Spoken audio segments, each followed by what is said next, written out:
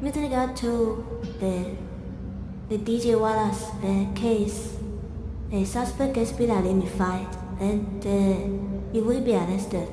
They promised that justice was on the way. They insisted the streets would eventually speak.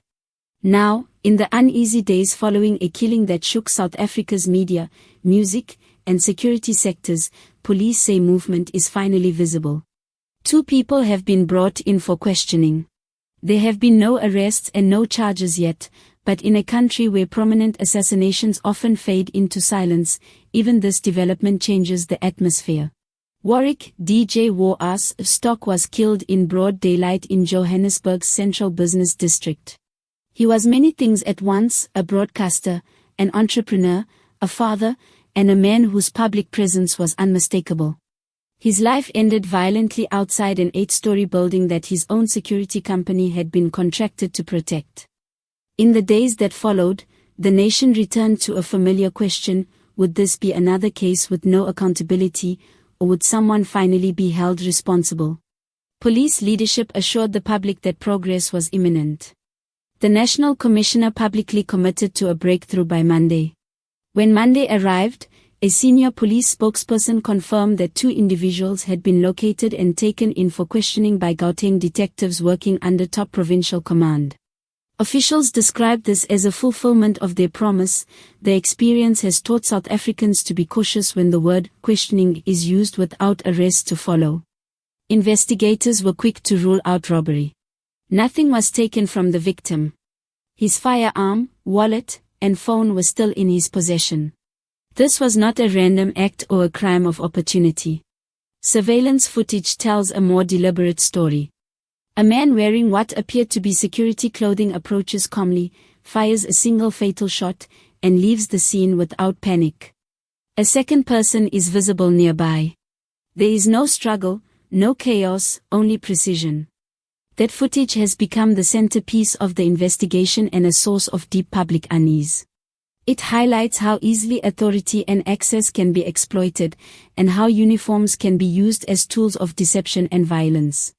DJ Warras was not only a public figure, he was also operating in one of the most volatile sectors in the country, inner-city private security.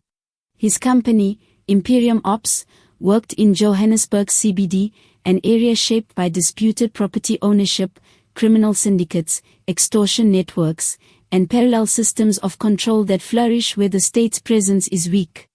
Those who work in that environment are not simply guarding buildings, they are navigating power struggles that often turn deadly.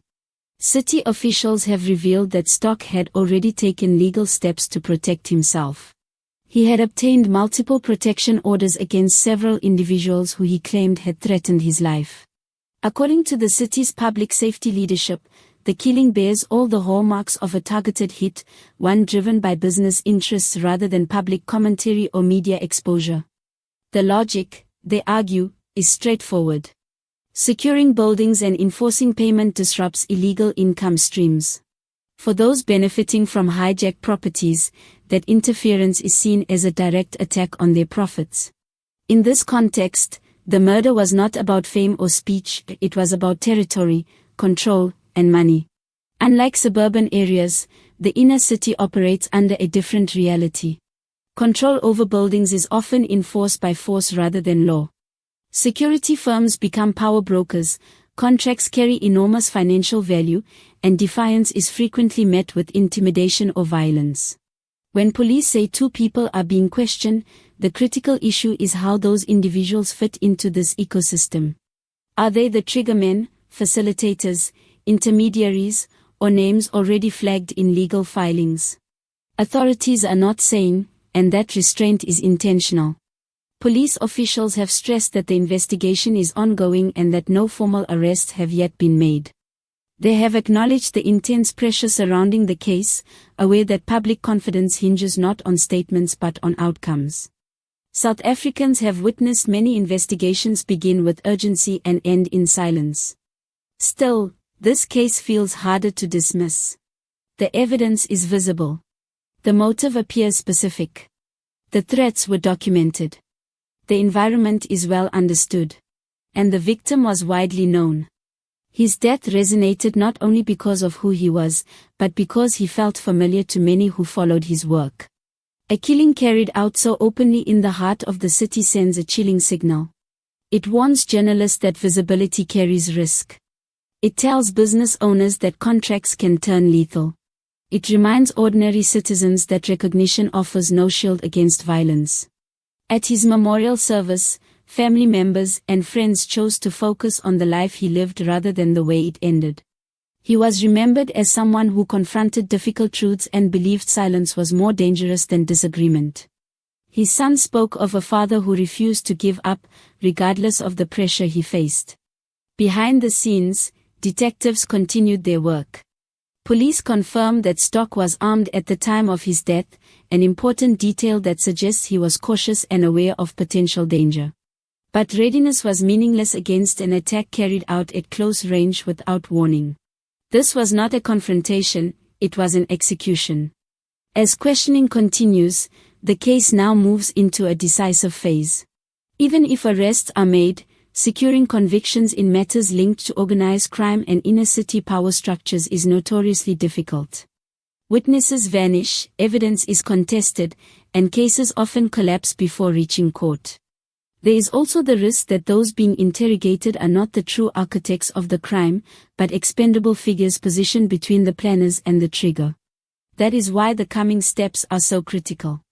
The public is watching to see whether investigators will stop at the most visible suspects or push deeper, following financial trails, examining contracts, revisiting documented threats, and exposing how criminal influence may have infiltrated legitimate security operations.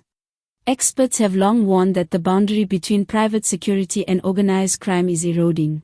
Armed groups operate legally in spaces where state authority is thin, creating conditions ripe for abuse and violence. DJ Warras understood these dangers.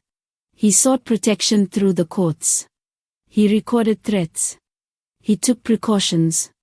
None of it saved him. As the nation waits for further announcements, expectations remain guarded. Hope exists, but it is restrained by history.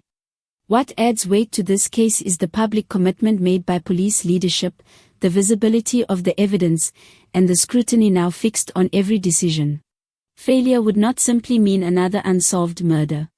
It would signal that even when warning signs are clear and evidence is available, the system is unable, or unwilling, to confront entrenched criminal power. That is a message no functioning state can afford to send. For now, the investigation continues. 2 individuals remain under questioning. No arrests have been announced, but the room for denial is shrinking. DJ Warras is no longer here, but the questions surrounding his death refuse to fade. Who planned the killing? Who carried it out? And who believed they would remain untouchable?